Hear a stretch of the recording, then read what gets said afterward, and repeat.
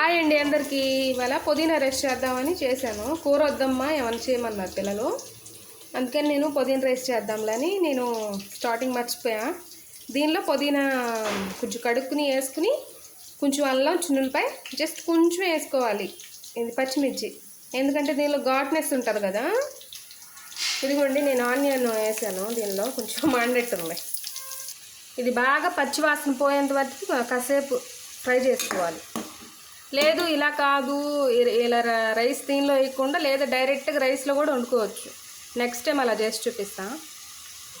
అది ఫ్రై అయింది కదా, రైస్ వేసుకున్నాం దానిలో. అలా రైస్ వేసారు కదా, కలపకండి. కాసేపు అట్లా ఉంచేసి అన్ని మసాలాలు వేసుకున్న తర్వాత కలపండి.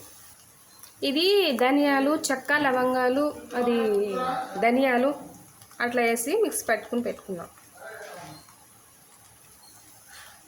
గొంటి పసుపు వేసుకున్నాం, కొంచెం సాల్ట్ కొంచెం ఎక్కువ అయితేనే బాగుంటుంది, లేదంటే అది ఘాటుని వేసుకుంటాం కదా. ఈ ఉప్పు సరిపోతే ఇంకా ఘాటుగా అనిపించిద్ది.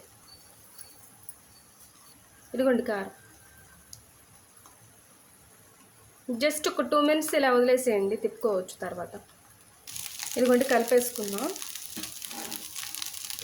ఇంకా దీనిలో చాలా యాడ్ చేసుకోవచ్చు, జీడిపప్పు వేసుకోవచ్చు, అవన్నీ వేసుకోవచ్చు. ఈ పిల్లలు తినరు కాబట్టి నేను ఏమి యూజ్ చేయలేదు.